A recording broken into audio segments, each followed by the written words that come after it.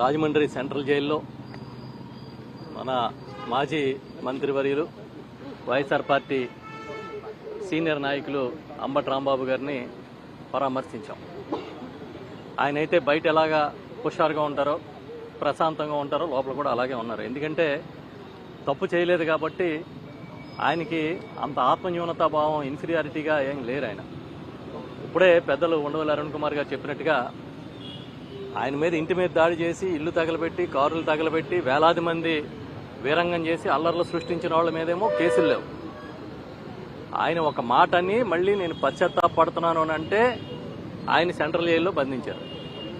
పైగా 36 కేసులు ఒకే ఇన్సిడెంట్ మీద నమోదు చేశారు. ఇవి కాకుండా వేరే వేరే కేసులు కూడా ఉన్నాయని చెప్తున్నారు. అంటే బహుశా ఇంత దుర్మార్గమైన పరిపాలన చంద్రబాబు నాయుడు గారు చేయగలుగుతాడని మేమే కాదు, తెలుగుదేశం పార్టీ నాయకులు చాలామంది కూడా ఊహించి ఉండరు. అంటే ఏం ఆశించి ఇది చేస్తున్నారో కూడా వాళ్ళకే అర్థం కావట్లే. ఈ ప్రభుత్వం అన్ని విషయాల్లోని ఫెయిల్ అయిపోయి చివరికి ఆ ఫ్రస్ట్రేషన్లో కూరుకుపోయి ఇలాంటి సంఘటనల ద్వారా డైవర్షనల్ పాలిటిక్స్ చేయాలని ప్రయత్నం చేస్తున్నట్టుగా కనబడుతోంది. ఒక కాపు నాయకుడు, ఒక సీనియర్ నాయకుడు, సుమారు 40 సంవత్సరాల నుంచి రాజకీయాల్లో బాగా పరిణితి ఉన్నవాడు, గతంలో ఎప్పుడూ రాజకీయంగా తప్పులు చేసిన చరిత్ర లేనివాడు, అలాంటి అంబటి రాంబాబు గారిని తీసుకొచ్చి ఇవాళ రాజమండ్రి సెంట్రల్ జైల్లో పెట్టి ఏం సాధిద్దామని, ఎలాంటి మెసేజ్ ఇద్దాం అనుకుంటున్నారు మీరు? మాకు అర్థమవుతోంది. ఎందుకంటే ఈ రాష్ట్రంలో మీరు కొన్ని సామాజిక వర్గాలని టార్గెట్ చేయడం అనేది మీరు అధికారంలోకి వచ్చినప్పుడల్లా అది చాలా సహజం అయిపోయింది. ఇక్కడే ఇదే జైలుకి ఆపోజిట్లో ఉన్న ఆ రోజు జనరల్ హాస్పిటల్లో 2014-19 మధ్య ముద్రగడ పద్మనాభం గారిని కూడా అక్రమంగా నిర్బంధించారు, చాలా దారుణంగా హింసించారు.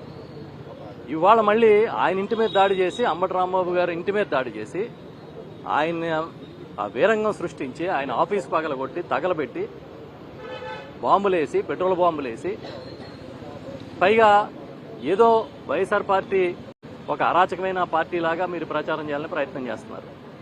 పైగా చంద్రబాబు నాయుడు గారు అంటారు బీజేపీ బాధ్యత తీసుకోండి, ఈ ప్రచారం బాధ్యత తీసుకోండి, ప్రజల్లో తీసుకెళ్ళండి అని. అంటే బీజేపీ భుజం మీద తుపాకి పెట్టి కాల్చాలని ప్రయత్నం.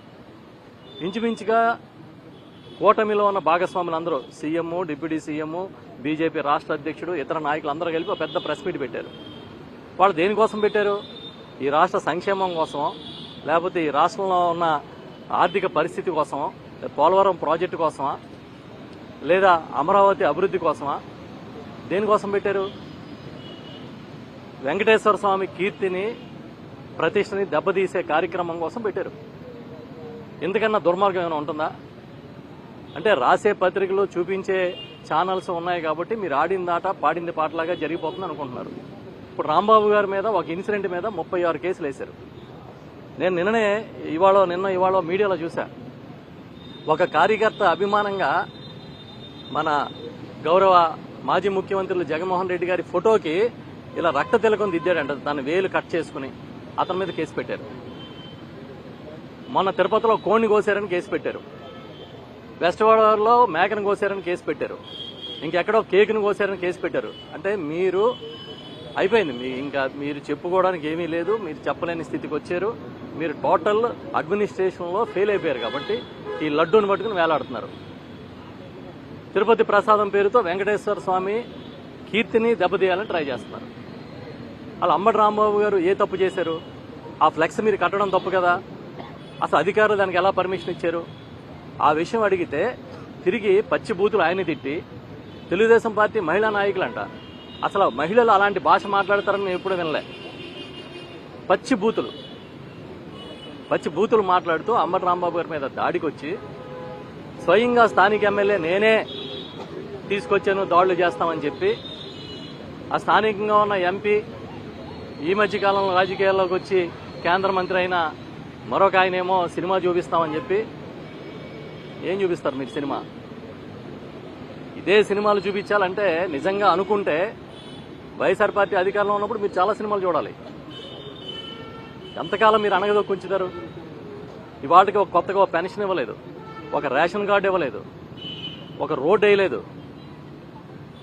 మాట్లాడితే అబద్ధాలు. ఈ వాళ్ళకి ఏ హెడ్లైన్స్ వస్తాయని అంబటి రాంబాబు గారిని సెంట్రల్ జైల్లో పెట్టినంత మాత్రాన వైఎస్ఆర్ పార్టీ భయపడిపోద్దని, వైఎస్ఆర్ పార్టీ కార్యకర్తలు బెంబెలెత్తిపోతారని అనుకోకండి. ఆయనైతే చాలా ధైర్యంగా ఉన్నారు రాంబాబు గారు.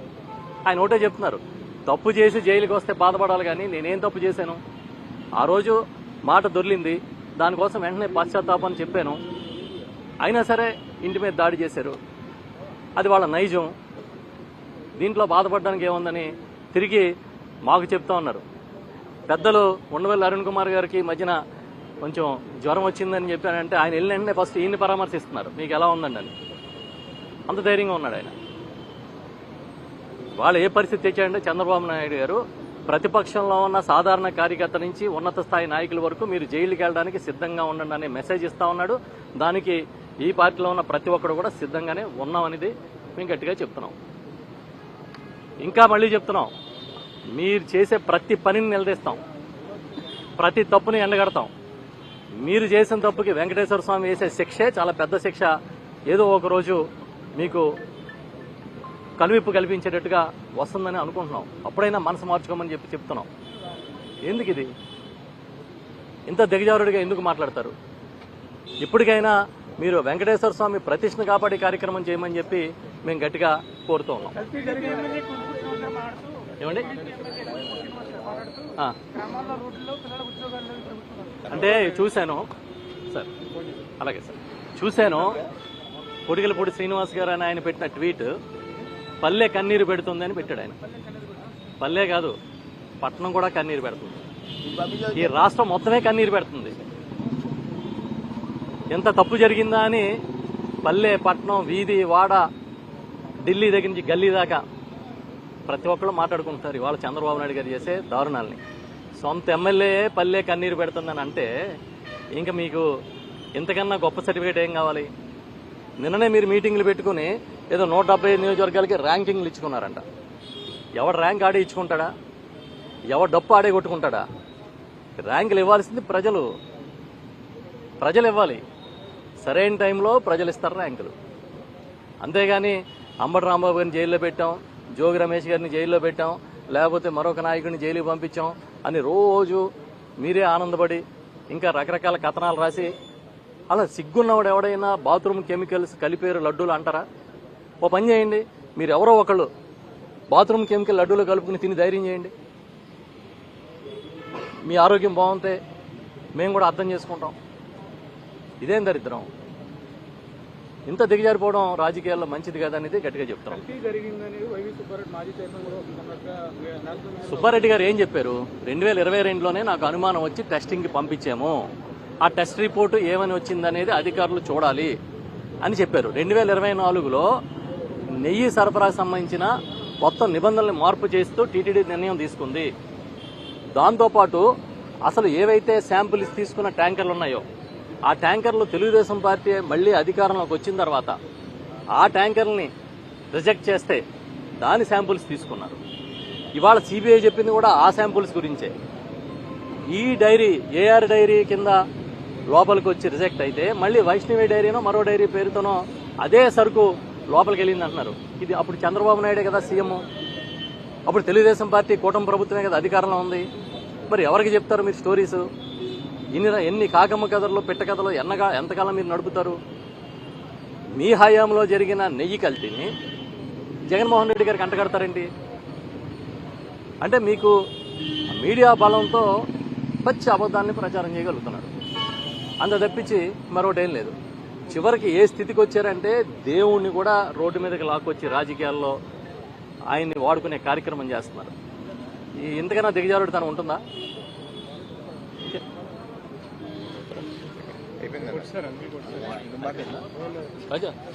ఇప్పుడు ఒకటి తిరుపతి ఎమ్మెల్యే